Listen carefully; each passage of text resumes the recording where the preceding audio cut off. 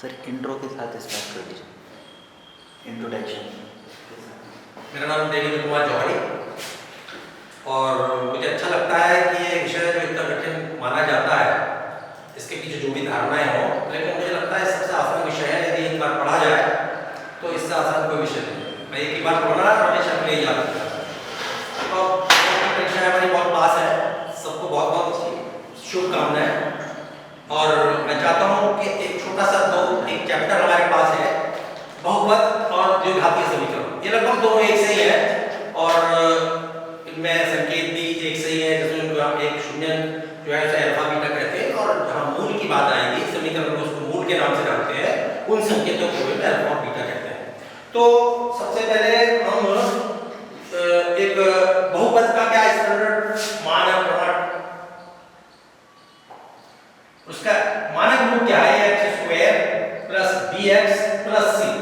और हम किसी भी इसे इंग्लिश में पॉलिनोमियल कहते हैं, इसलिए इसे p संकेत से लिखते हैं, और क्योंकि ये x में है इसलिए इसके लिखने की एक तरीका है px बराबर। बहुपद को लिखने का तरीका है px बराबर, और यही समीकरण अगर होगी दूसरी बात तो हम लिखते हैं x square plus bx plus c बराबर 0, क्योंकि समीकरण में एक बराबर का चिन्ह होता है। दोनों एक सी चीज है, मैंने आपको बोला था। इसके हम कहेंगे शून्य। बहुपद की जब बात होगी तो क्या कहलाएगा? शून्य। और इनके संकेतों को भी जैसा बोला गया मौखिक रूप से अल्फा और बीटा। और जहां ये समीकरण की बात आएगी तो ये इसको हम कहते हैं मूल, और जिसको भी हम संकेत अल्फा और बीटा से लिखते हैं। यहां कहते हैं जीरोस ऑफ द पॉलिनोमियल और यहां कहते हैं रूट्स ऑफ द इक्वेशन। दोनों में हम इसे देख सकते हैं। तो एक ही तरीका है, जब हमें किसी बहुपद के शून्य ज्ञात करने होते हैं तो हम क्या करते हैं? शून्य का मतलब यह है कि उस पूरे बहुपद का जो वास्तविक मान हो गया है वो शून्य हो चुका है। इसका मतलब इसमें दो प्रश्न देख रहे हैं, एक px बराबर इसके, जब हम ये कहेंगे कि समीकरण इस बहुपद x square plus bx plus c बराबर c के शून्य ज्ञात कीजिए, तो इसका मतलब जो px का मान है वो शून्य हो चुका है। तो हमने देखा, हम लिखेंगे शून्य ज्ञात करने के, शून्य बराबर ax square plus bx plus c। यहाँ नोट करने की बात है कि दोनों एक से हो गए हैं। बहुपद अब ये समीकरण का रूप ले चुका है, इसका मतलब ये दोनों प्रश्न एक से होंगे। बस हमको समझना है करना क्या है। इसके हमारे दो सूत्र हैं जिनको हम याद करना जरूरी है। जैसे हम कहेंगे अल्फा प्लस बीटा बराबर, संकेतों में लिख दिया गया माइनस बी अपॉन ए, और ऐसे इसे ब्रैकेट में अच्छा लगेगा अगर हम ब्रैकेट में याद करेंगे, क्योंकि बी का मान है, ए का मान जब कभी नेगेटिव होगा तो प्रश्न में एक संभावना मिल जाती है गलती की। तो इसलिए इसको हम इस तरह से लिखना शुरू करेंगे। ये इस वर्ग समीकरण के मूलों का योग भी है और एक बहुपद के शून्यकों का योग भी है। दोनों एक ही चीज है, इसलिए इनको एक ही से लिखा गया है। और वहीं इन दोनों के गुणनफल बराबर होते हैं c अपॉन a। दोनों एक से है ना। बार-बार इसलिए मैंने दोनों चैप्टर्स को एक साथ लिया है कि अल्फा बीटा बराबर c upon a, alpha plus beta बराबर माइनस b अपॉन a। ये इस चैप्टर का पूरे का सार है। जब हम जो है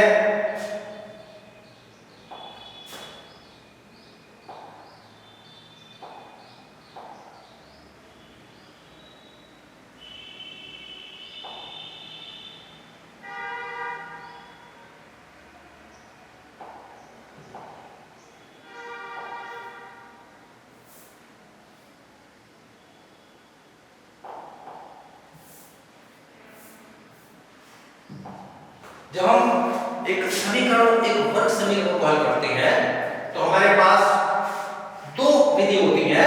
एक होती है गुणनखंड विधि और दूसरी होती है द्विघात सूत्र। गुणनखंड विधि में हम जानते हैं, जैसे मान लीजिए 4x square plus 5x plus 1, suppose ये अभी बहुपद भी हो सकता है, अगर इक्वल टू लगा दिया जाए तो ये पुनः एक वर्ग समीकरण बन सकती है।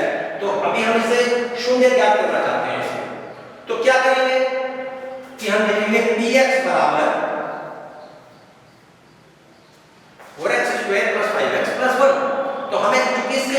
याद कर रहे हैं, इसलिए इस px की जगह जैसा अभी पूर्व में बताया गया इसकी जगह लिखेंगे हम 0। तो इसका मतलब 0 बराबर हो गया 4x square plus 5x plus 1। अब हम ये समझ चुके हैं कि सवाल जो है द्विघात समीकरण का बन चुका है ना। तो हम क्या करें, इसे गुणनखंड करना चाहते हैं, तो गुणनखंड क्या करें, इसको इससे मल्टीप्लाई करा दें, इट कम्स 4x स्क्वायर। तो 4 के ऐसे फैक्टर कर रहे हैं कि जो उसका सम 5 हो जाए। तो 4 के पहले फैक्टर किसी भी संख्या के होते हो उसको 1 से गुणा कर दें। तो हम देखेंगे इसके आगे हम अगर 4x लिखते हैं और एक जगह x लिखते हैं, तो हम इसको वेरीफाई करके देखते हैं कि इट 5x ओके, 4x में अगर x जोड़ा जाए तो 5x होता है, 4x को x से मल्टीप्लाई करें तो इट कम्स 4x स्क्वायर। हमने इसको पूरा कर दिया 4x स्क्वायर। तो हमारे दोनों शर्तें जब पूरी हो जाएंगी तो इसका मतलब हमने गुणनखंड बिल्कुल ठीक किए। देखिए आगे चलते हैं, 4x स्क्वायर प्लस के 4x और प्लस का x और प्लस के 1। न्यू समझे और आसान बताता हूं कि पहला टर्म और लास्ट टर्म में कोई चेंज नहीं होता और आसान होता। और ये बीच के जो दो टर्म है इनको हमें क्वेश्चन की जो कंडीशंस है, जो शर्तें हैं जिनका वो अनुपालन करना चाहिए उनके हिसाब से लिख देंगे। क्योंकि यहाँ का आसान प्रश्न था प्लस 4x और प्लस के x। अब ये इतने सारे पद बन गए हैं, हम इसमें सब जानते हैं क्योंकि हम परीक्षा पास में थोड़ा हमने सीखा भी है कि इसमें से x कॉमन ले सकते हैं। तो इट इज इक्वल्स टू, अब ये 0 जो है क्योंकि समीकरण का भी था इसलिए 0 जो भी था 0 इधर लिख दिया, इधर भी लिख सकते थे। तो हमने क्या किया, इसमें से 4x इज कॉमन। तो जब कभी समीकरण या करते हैं तो या लिखते हैं या इंग्लिश में और लिखते हैं या ऐसा करके एक साइन बनाते हैं। जो भी आदत आपको लगती हो वो हम लिखें, या तो या लिखें कॉमन लगा दें और लिख दें, कुछ भी लिख दें। देखिए यहाँ 4x कॉमन है, अंदर क्या बचेगा, x बचेगा प्लस 1 बचेगा प्लस इन दोनों में देखिए 1 ही कॉमन है तो x प्लस 1 बचेगा इज इक्वल टू हो गया 0, है ना। अब आगे चलते हैं, देखा कि एक ब्रैकेट x प्लस 1 और x प्लस 1 दोनों में है तो ये हम ब्रैकेट कॉमन ले सकते हैं। तो it comes 4x x plus 1 common ले लेते हैं और अंदर बचेगा पहला टर्म 4x प्लस का साइन 1 इक्वल्स टू 0। देखिए मैं बार-बार कह रहा हूं, चाहे ये जीरोस फाइंड कर रहे हो या मूल याद कर रहे हो, एक ही चीज है।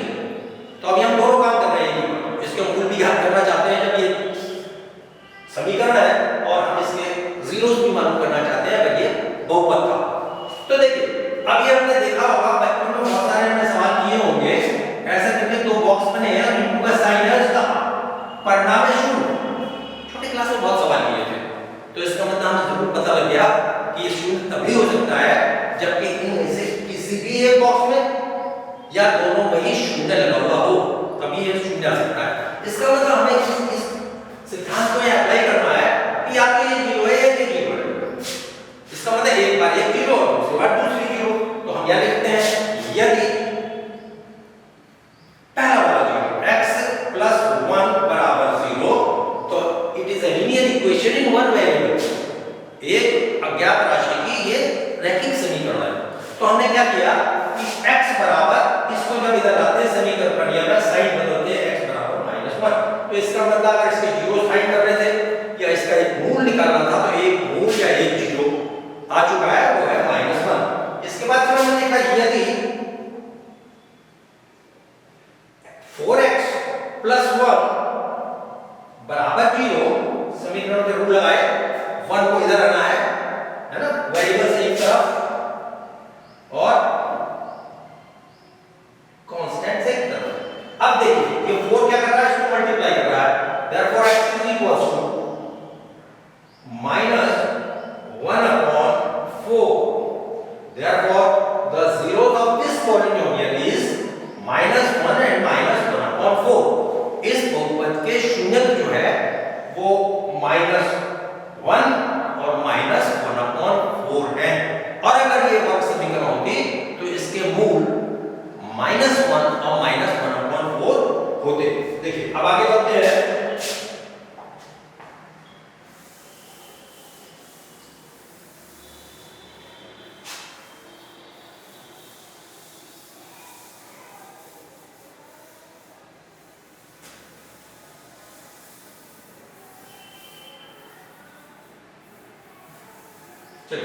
अब इनका संबंध कभी कभी कहता है सत्यापित कीजिए, है ना, कि इनके संबंध को सत्यापित कीजिए। क्या करेगा? कौन सा संबंध? इनके मूलों का योग और इनके मूलों का गुणनफल। कभी कभी वो कहता है बिना हल करे या बिना मालूम करे ये करिए, और कभी सत्यापन की बात करता। सत्यापन हम तब कर पाएंगे जब हमें पहले हमने इसको निकाला है, उसके बाद जो हमें इनके बारे में संबंध पता था, जो हम अभी सूत्र यहाँ लिखेंगे उनको अप्लाई करेंगे। और अगर कभी कभी लगाता है कि नहीं बिना हल करे बताइए, तब भी वही बात है। जैसे मान लीजिए इसके शून्यकों का योग लिखना था। अभी हमने चर्चा की थी कि इसके शून्य होते हैं अल्फा और बीटा, तो अल्फा बीटा बराबर होता है माइनस के बी अपॉन ए, ऐसा। तो अब हम अपना मूल रूप भी हमने लिखा था a x square plus b x plus c. हम क्या करते हैं? तुलना करते हैं, ए बी सी की वैल्यू निकाल देंगे तो अल्फा प्लस बीटा का मान हमें पता लग जाएगा। तो जब हम तुलना कर रहे थे कि एक्स स्क्वायर से एक्स स्क्वायर को ऐसे घट दिया मान लीजिए, तो इसका मतलब ये जो दिख रहा है ए की वैल्यू है, therefore a is equals to 4। Similarly ये दोनों प्लस के साइन है, तो हमें क्वेश्चन आसान हो गया। माइनस होता तो माइनस भी हम एडजस्ट करते, तो b बराबर है प्लस के 5 एंड c बराबर है 1।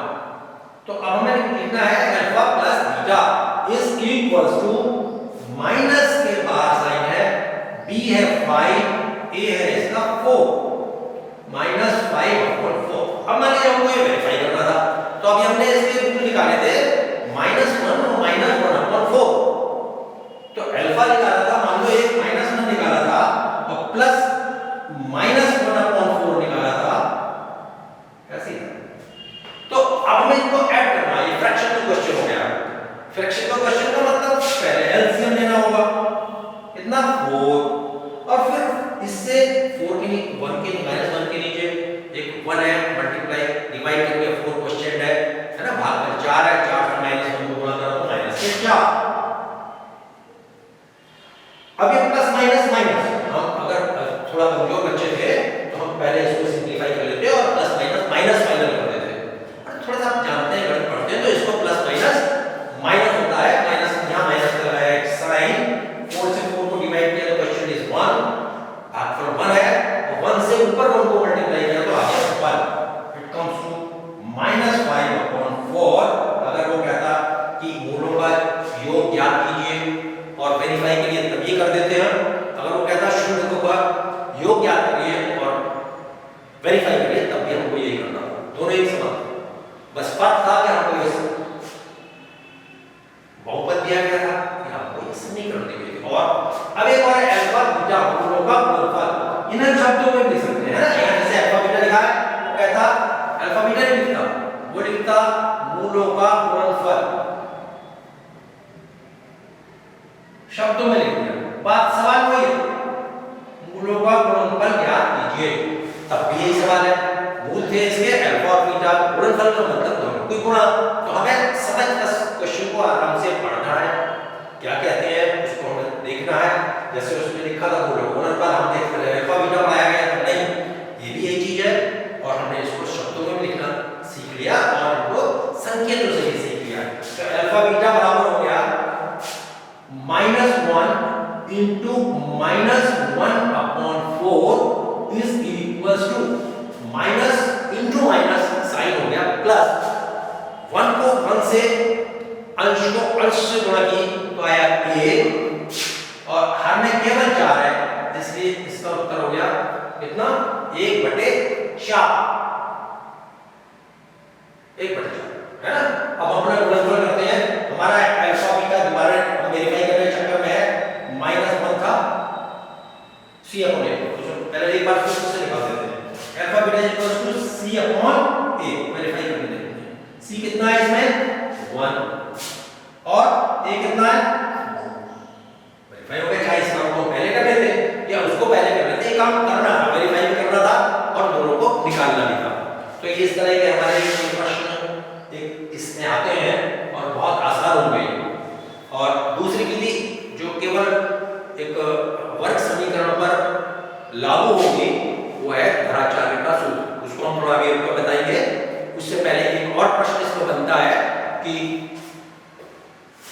मूल दे दिए उसने कहा कि किसी बहुपद के निम्नलिखित शून्य हैं तो बहुपद ज्ञात कीजिए, या किसी वर्ग समीकरण के मूल निम्नलिखित हैं तो वर्ग समीकरण ज्ञात कीजिए। दोनों प्रश्न फिर वो एक ही आ गया।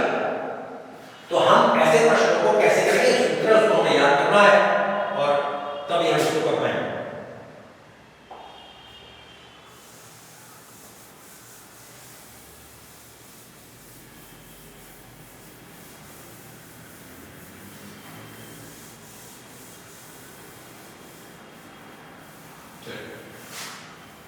उसने लिखा कि एक बहुपद जिसके शून्य 3 और 4 हैं, तो हमने शून्य के बदले संकेत से प्रश्न पत्र में लिखा था शून्य, हमने लिखा अल्फा और बीटा लिख दिया उसको, हमने अल्फा बीटा लिखा। अब एक बहुपद बनाना है पहले जिनके शून्य 3 और 4 हो। तो देखिए कैसे बनाएंगे, इसे हम x में बना सकते हैं वेरिएबल में, इसे हम y में बना सकते हैं, इसे हम z में बना सकते हैं, किसी भी रूप में बना सकते हैं। तो मान लीजिए कि हम इसे x में बनाना चाहते हैं, तो क्योंकि द्विघात है इसलिए x की पावर आएगी 2 प्लस माइनस, ये याद करना है, alpha plus beta plus alpha beta. अभी फिर वही आ गए, अगर ये शून्य के और बहुपद ज्ञात करना था तो यहां लिखेंगे x बराबर, चाहे इधर लिख दें और या उधर लिख दें, x में आएंगे। अब हमें लिखना है, चाहे तो उसको हम अलग निकाल दें या यहीं की वैल्यू रख दें, x² माइनस 3 प्लस 4, x रह गया था यार, x क्योंकि x में था ना, एक x भी यहां रहेगा तो x यहां आ गया प्लस साइन 3 गुणा 4, ये हमारा अभी आ रहा है बहुपद द्विघातीय बहुपद। अब इसे सिंपलीफाई करते हैं, सिंपल सी बात की, ये x² था, ब्रैकेट सॉल्व करा, 3 और 4 7x हो गए और प्लस का हो गया 12, है ना, इसे आप px इधर लिख देते हैं। तो ये हमारा बहुपद है जिसके शून्य 3 और 4 हैं, और यही अगर हमसे कहता है द्विघातीय समीकरण ज्ञात कीजिए, तो अब भी हमको ये करना था इक्वल टू px की जगह 0 लिखना था। ये हमारा जो है, अगर मान लो कहता कि द्विघातीय समीकरण क्वाड्रेटिक इक्वेशन,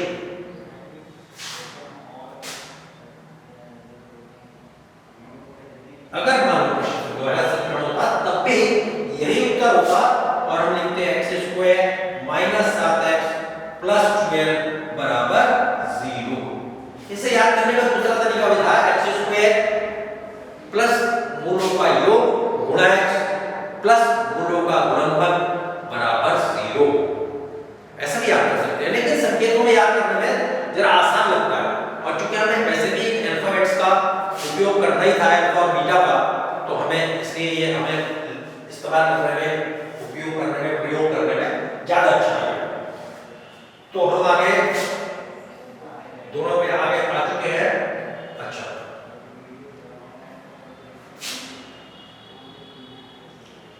द्विघातीय समीकरण, इस पर और कोई प्रश्न बनेगा नहीं, हल करने का आ सकता है, वो बात हो चुकी है। अभी हम सरलधाराचार के सूत्र को अभी बाद में बात करेंगे, और अब हम आते हैं,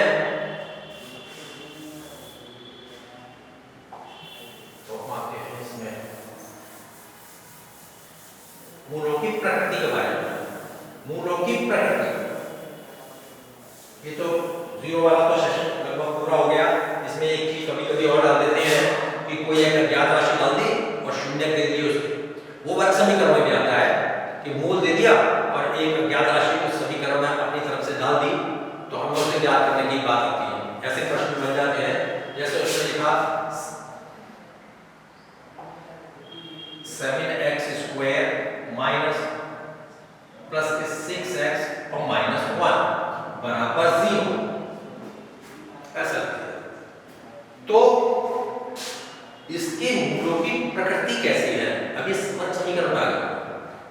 इसके मूलों की प्रकृति कैसी है। तो वर्ग समीकरण के मूल जो हमारे पाठ्यक्रम में है वो सभी केवल और केवल वास्तविक जो मूल है उनको हमने पढ़ा है। हम केवल उनके बारे में जानते हैं और कोई बात हम नहीं जानते, वो बात में जानेंगे, अगली कक्षाओं में जानेंगे। तो वास्तविक मूल की बात करता है, तो वास्तविक मूलों के बारे में वर्ग समीकरण का केवल विविक्तीकरण एक ऐसी चीज है जो हमें उसके मूलों के बारे में, उसकी प्रकृति के बारे में मूल की हमें बताती है। तो इसलिए इस प्रश्न में हमें एक विविक्तीकरण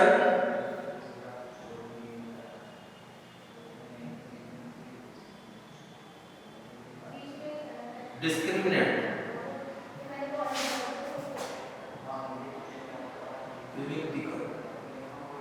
जिसे हम एक संकेत कैपिटल डी से लिखते हैं। हम केवल कैपिटल डी जानेंगे, डिस्क्रिमिनेंट भी जानेंगे, कभी-कभी शब्दों में लिखते रहता है चीज को विविक्तीकरण भी जानेंगे, लेकिन सामान्यतः हम कैपिटल डी हमारे उपयोग में ज्यादा आता है पुस्तकों में भी और कक्षाओं में भी, इसलिए कैपिटल डी से हमारा मतलब रहेगा। और इसका मान बराबर होता है, जबकि स्टैंडर्ड इक्वेशन हमारी हमेशा एक ही रहेगी, ax² plus bx plus c बराबर 0। ये हमेशा एक ही रहेगी, मानक रूप है इसका, स्टैंडर्ड फॉर्म है इसकी। तो ऐसे केस में d बराबर होता है b², देखिए लिखने का तरीका बदल चुका है, b² minus 4 into a into c। Book में नहीं है ऐसा, सामान्यतः बुक में ऐसा नहीं मिलेगा, लेकिन ये ब्रैकेट लगाना इसलिए जरूरी है कि अगर मान लीजिए -3 लगी की वैल्यू और हमने ऐसा लिख दिया तो हमारा सवाल जानते हुए भी हम गलती कर देंगे। इसलिए अच्छा है कि ऐसे को कभी भी हम इस तरह से लिखा जाए, इससे बचने का एक तरीका है, हमारा सुरक्षा कवच है। और उनको भी मल्टीप्लिकेशन में लिख दिया गया है, और नहीं तो हम इनको ऐसे बुक में लिखा हुआ b² माइनस 4ac एक ही चीज है, लेकिन इससे शायद लिखने से हम बहुत सारी गलतियों से बच सकते हैं। अगर हम जानकार है तो भी प्रश्न को गलती से बचा सकते हैं।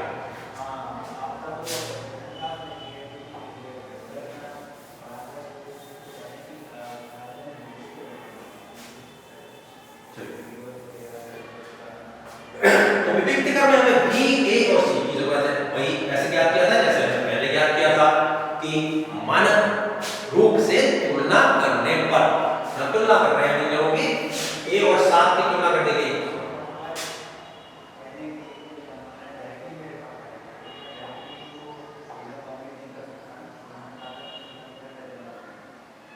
क्या से हम नहीं सकते ना?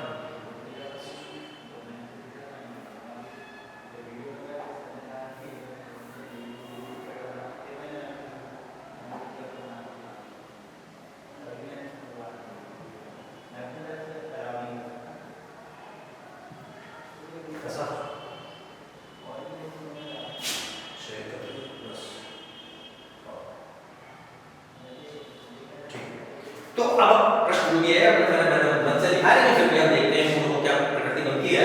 तो देखिए यहाँ पे तुलना करेंगे, हमने सिखाया था कि a² x² है, तो x² को छोड़ देना, जो कुछ भी है मान लो माइनस भी लगा होता साइन को जरूर देखना है। तो a बराबर 7 दिख रहा है, यह क्रिया तुलना करने पर a बराबर 7, b बराबर -6,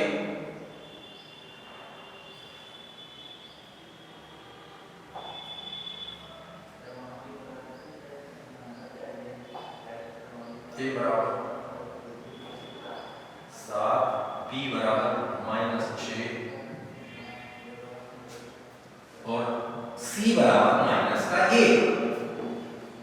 a बराबर 7, b बराबर -6 और c बराबर 7 तुलना करने का। अब हम विविक्तीकरण निकालते हैं इसका। तो ये क्या है, a बराबर b बराबर कितना -6, देखिए,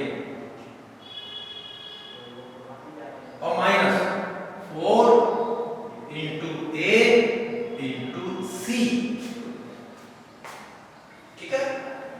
लिख देते हैं एक बार, 4 है, a बराबर 7 था और c बराबर -1। और अगर आराम से हमको ये जो गणना का काम है ना, सरल करने का जो काम है आराम से करना है। विधि आते हुए भी कभी कभी हम सरल करने में क्वेश्चन को गलत कर देते हैं, जो बड़ा नुकसान हो जाता है। तो चलिए देखिए, अब ये देखिए, ये माइनस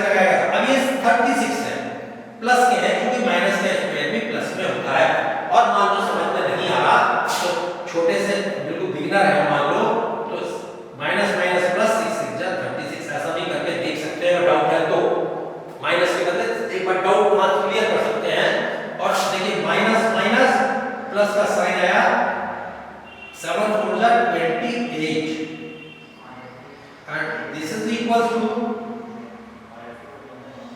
64।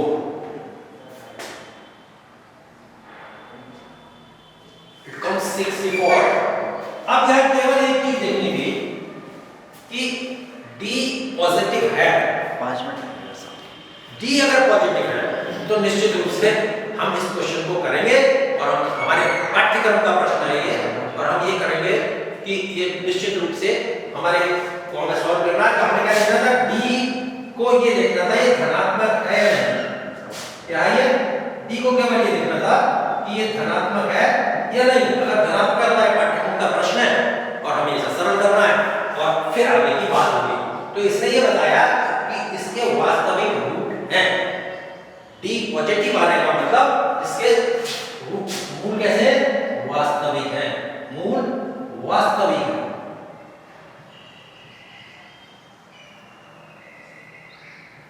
मूल वास्तविक है। और एक और है, भाषा में अगर आप त्रुटि करते हैं तो गणित में नंबर कटने वाले नहीं, लेकिन चूंकि हम भाषा भी पढ़ते हैं इसको भी ठीक से अच्छा लिखना है, ये नहीं गलत लिखना शुरू कर दें। तो मूल वास्तविक है ये पता लग गया। D 64 है ना। अब एक और एक प्रश्न बनता है, इसमें समय थोड़ा कम है, कि मूल बराबर हो। बहुत इंपॉर्टेंट प्रश्न है, मूल बराबर हो। तो देखिए मैं थोड़ा समय कम है, मैं लिखता हूं मूलों की प्रकृति के बारे में बता दें। और अगर इसका मतलब दो एक आपको वैसे ही बता दें, एक वर्ग समीकरण में दो ही मूल होते हैं, लिखा भी वैसे अल्फा बीटा, और सामान्यतः हम आगे याद रखेंगे कि जितनी भी अधिकतम घात होगी उतने ही उसके मान होते हैं, मतलब उतने ही उसके मूल हो गए एक तरह से। तो अब आगे बहुत इंपॉर्टेंट प्रश्न आता है कि मूल बराबर हो, मूल बराबर हो, मूल बराबर हो का मतलब अल्फा बराबर बीटा समझ लीजिए एक तरह से कि एक वर्ग समीकरण में दो मूल होते हैं और एक ही उत्तर आता है। तब भी जैसे एक सामान्य सा प्रश्न लिख लेता हूं मैं कि x² बराबर 25, तो हम सीधे लिख देंगे x बराबर मूल 25 और जल्दी से आंसर लिखेंगे x बराबर 5। नहीं, गलत। किसी भी संख्या का वर्गमूल प्लस और माइनस में होता है, इसलिए हमेशा प्लस माइनस का ही लिखना है। यहाँ इसका बताने का मतलब ये था कि इसके हमेशा दो ही मान होंगे। अगर हम सरल करते हैं कि और उसके फैक्टर x - 1 गुना x - 1 आता है, तो हम x - 1 गुणा x - 1 अगर आ गया तो हम x बराबर भले ही 1 है, लेकिन 1 दो ही बार लिखना होगा, क्योंकि इसके दो ही मान लीजिए यहाँ स्क्वायर ही लिख देते हैं तब भी, है ना, इसके दो मान होते हैं, इसलिए यहाँ पे प्लस माइनस आ गया है, इसमें लिखेंगे प्लस माइनस 5। तो d बराबर अगर 0 हो तो मूल बराबर होते हैं। और d बराबर क्या पता है कि लिखा था हमने b² - 4 a c। तो एक और भी कांसेप्ट हमारे पास आ गया, अगर किसी भी वर्ग समीकरण के मूल बराबर है तो हम ये भी याद कर सकते हैं b की पावर 2 बराबर 4 a c। दोनों में से कुछ भी चूज कर सकते हैं, ये भी और ये भी। हां, बराबर कैसे लिखेंगे, इसके सूत्र भी हम समझ थोड़ा कम है, आपके लिए बात होगा। तो हम इससे d निकालना हमें जो अभी तक सीख चुके हैं, और d हमारे सूत्र का लगभग एक बहुत बड़ा मेजर पार्ट है, जिससे हमें इस घनाचार सूत्र करने में बहुत मुश्किल नहीं होगी। अगले उसमें मैं आपको ये बताऊंगा कि घनाचार